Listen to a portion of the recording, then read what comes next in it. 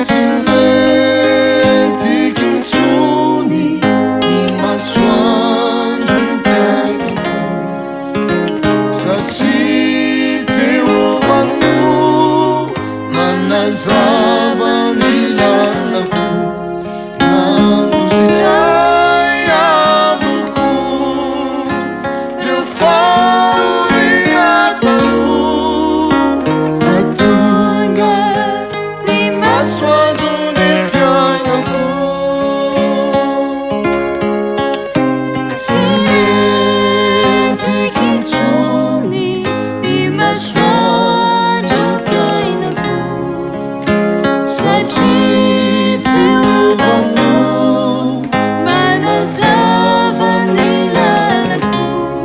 Nandositray avoko reo fahoriana taloha, mahatonga ny masoandro ny fiainako.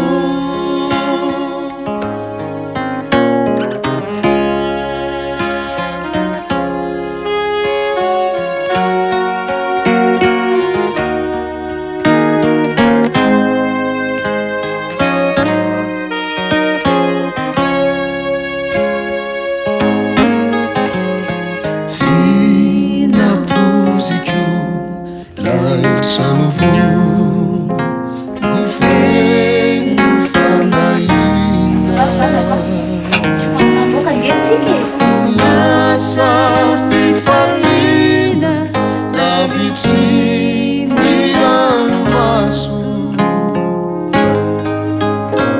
nilaozako reo ratrako, satria Jehova no masoandro ny fiainako. Tsy napoziko lay tranobo, ho feno fanahina. No lasa fifaliana lavitry ny ranomaso, nilaozako reo atrako, satria Jehova no masoandro ny fiainako.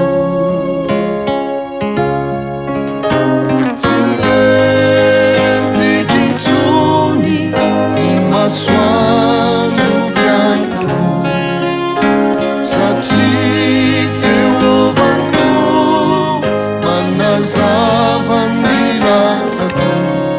Nandositray avoko reo fahoriana taloha, mahatonga ny masoandro ny fiainako.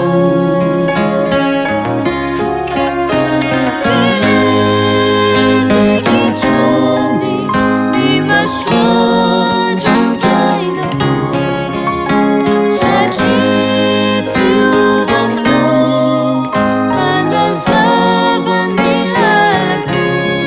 Nandositray avoko reo fahoriana taloha, mahatonga ny masoandro ny fiainako. Tsy lety kintsony ny masoandro mpiainako, satria Jehovano manazava ny lalako. Nandositray avoko reo fahoriana taloha, mahatonga ny masoandro ny